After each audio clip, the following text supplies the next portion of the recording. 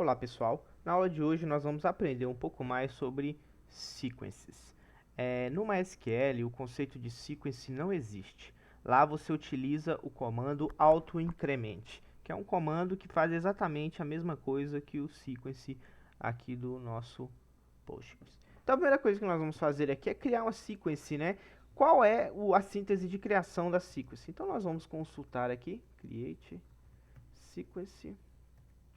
Ele traz para nós aqui que eu posso criar uma sequence temporária, dar um nome para ela, pode ser incrementada por um determinado valor, né, de 1 em 1, 2 em 2, excessivamente.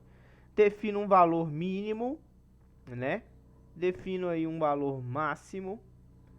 Defino aí um ponto de início, se ela vai ter um cache e se ela vai ser cíclica ou não, ou seja, ela chega no final, ela volta para o zero de novo. Então, eu vou criar aqui uma sequence simples. Create sequence sec contador. Tudo bem? Só que aqui eu quero definir aqui um limite, né? Eu vou definir aqui que ele vai ter aí o increment by 2, para ele incrementar de 2 em 2, e eu vou ter aí um valor máximo, né? Valor máximo aí.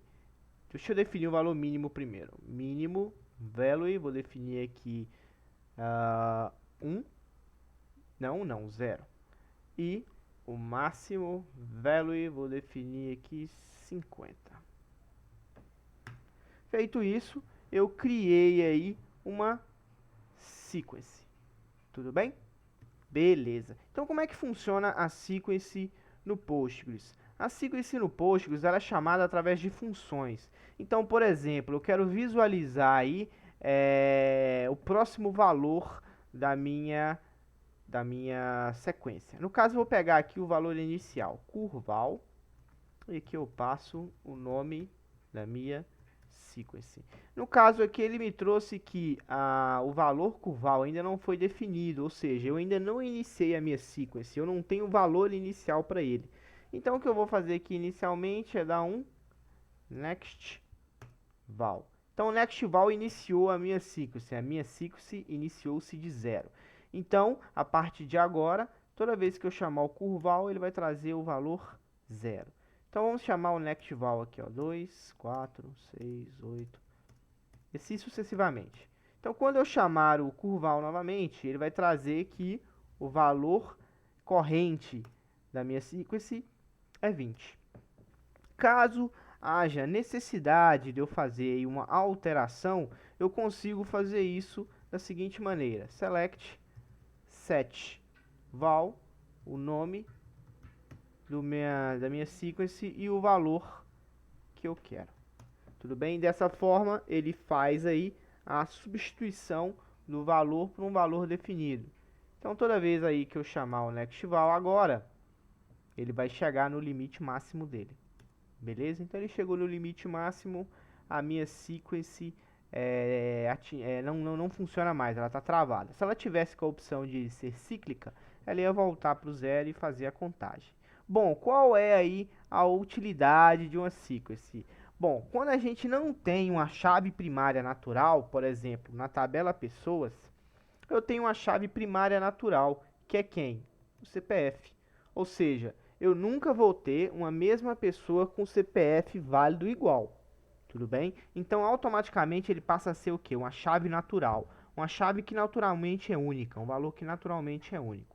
Quando eu tenho uma chave natural, eu vou sempre utilizar uma chave natural. Porém, quando eu não possuo uma chave natural, eu preciso criar uma chave artificial ou chave burra, tá? Então, quando eu preciso criar uma chave artificial, normalmente eu vou trabalhar com valores únicos. E a melhor maneira de trabalhar com valores únicos é exatamente utilizando um sequence. Então, se eu criar aí uma tabela usando o campo serial, significa que, na verdade, ele é um campo inteiro que para cada chamada ele chama o que? Como default, uma função chamada nextVal, que faz a chamada do valor subsequente à última chamada. Então essa é a ideia do tipo serial, né? Ele ser o equivalente a um autoincremento do MySQL ou de outros bancos de dados. Então a ideia do sequence é exatamente fazer esse papel de gerar um valor sequencial único.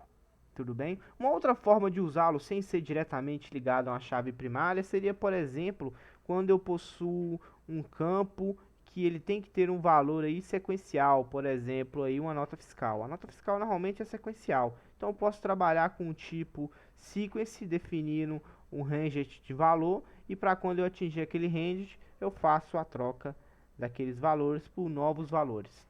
Tudo bem? Essa é a forma aí de se trabalhar com a sequence. Espero que vocês tenham gostado da aula de hoje. Até a próxima.